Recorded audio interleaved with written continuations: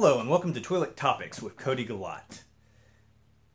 In today's episode, I will be reviewing Dr. Stone, chapters 1 through 12. It's a new manga series that came out back in March, I believe. I just got caught up, so I thought I'd give you my thoughts and why you should read it or maybe stay away. So let's get started. So the manga kind of starts off in, present day Japan. Of course, it's a manga, so it's going to be set in Japan most likely. It kind of focuses on three kind of main characters kind of there at the beginning.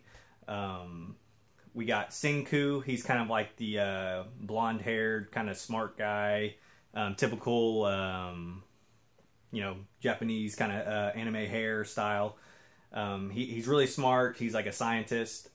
We also have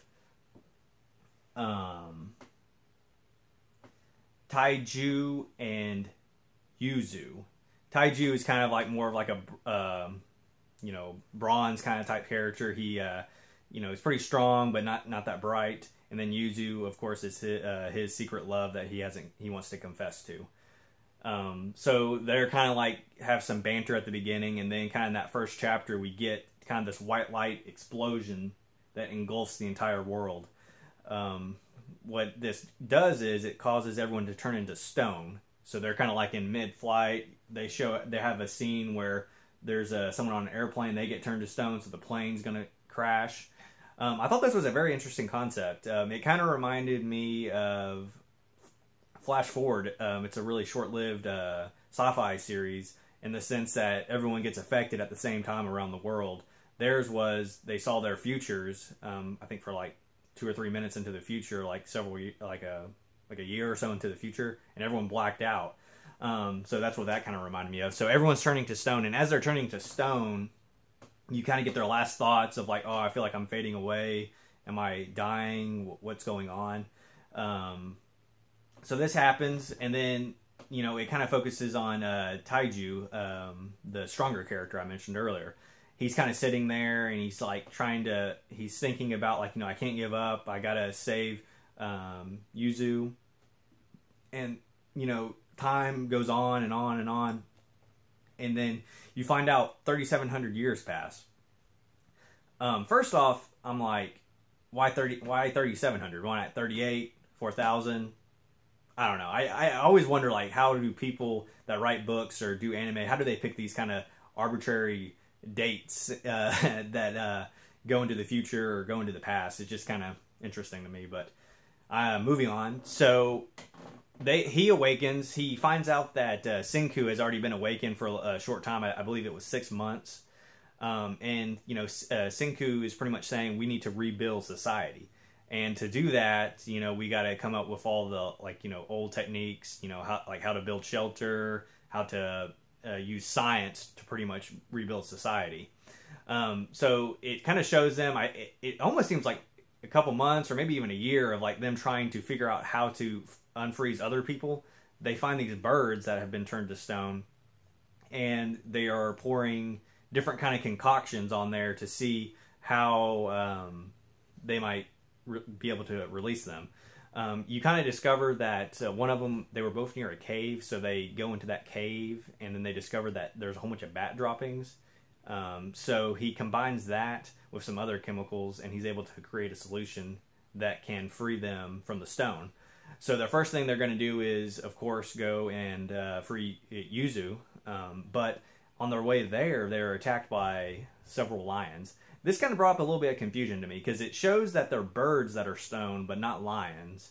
And then also in at the beginning when it shows the people getting turned to stone, there's like someone walking their dog, and the dog's not affected. So I'm not sure why birds would be affected and not other mammals. I know birds aren't mammals, but other animals, I should say. But I don't know. Maybe I need to go back and kind of reread that. Maybe I didn't understand something. If you kind of found something and maybe can explain it to me, please tell me in the comments. But I was a little confused on that. But so they're getting surrounded by these lions, and they kind of see in the distance there's this kind of like pretty strong guy, and they're like, we're gonna die unless we get someone that can beat the hell out of these lions. So they pour the solution on this guy. He becomes free. He's like a typical almost like Greek god type character. You know, he's all like ripped, has like a six pack, all the muscles and everything. Long hair, long black hair, and he goes on to like kill the lions barehanded. Which, you know, I know it's an anime, but it's kind of like, really, you know, he's been asleep for 3,000 or 3,700 years, excuse me, and he's, you know, he's ready to go. So it just kind of was like, but it was fine. It kind of moved the story along, I guess, and that's kind of where the tension creates. So as they're trying to, like, you know, make the solution for Yuzu, since they used it on this other character, and I always have a problem saying his name. I believe it's Sukaisa. So sorry if I'm pronouncing that wrong. That's how I think you should say it. So as they're dealing with him, or not dealing with him yet, but as you know, they're kind of like working together. He's a really good hunter and he's really strong, but they kind of just Senku discovers that he wants to create the world in his own image by killing the old and only saving the new, and like just kind of like destroying the statues and killing the people. Once the statues are destroyed, there's no way to bring them back. It does show, like, you know, if they do have imperfections, like some of the main characters have like kind of cracks when they were a statue, those will stay on them once they revive. But as long as they're not, you know, crushed, or the stone isn't crushed, they're still able to revive them. You go on to learn that, you know, it creates like a rift between them, and then, you know, pretty much the Senku is trying to develop a way to like stop him, because none of them are strong enough to kill him physically. He even tries to shoot like a crossbow at him.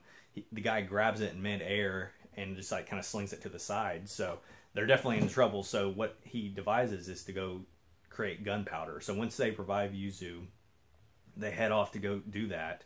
And of course, Sukai, I'm just going to call him Sukai, okay?